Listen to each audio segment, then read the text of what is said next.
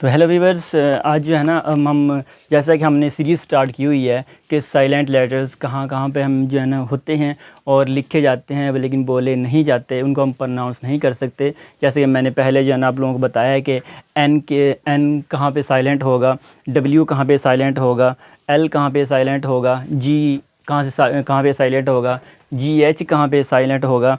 तो इस तरीके से मैंने अभी बताया है कुछ जो है ना पिछली वीडियो के अंदर कि टी कहाँ पे साइलेंट होगा। तो इस तरीके से आज हम नेक्स्ट स्टार्ट करने जा रहे हैं कि जो है ना एन कहाँ पे साइलेंट हो सकता है।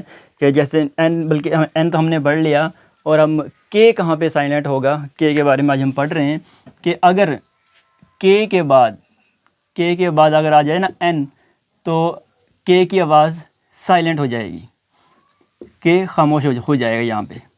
मिसाल के तौर पर फॉर एग्ज़ाम्पल जैसे हम वर्ड है नो, KNOW।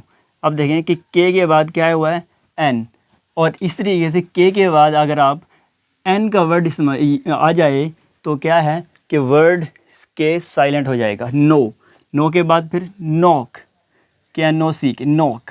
अब देखें फिर क्या आया हुआ यहाँ पे भी, फिर है नॉलेज, KNOWLEDGE नॉलेज। अब यहाँ पे भी नॉलेज के अंदर भी के बाद एन आया हुआ है, तो इसलिए यहाँ पर ये वर्ड क्या होगा कि साइलेंट हो जाएगा।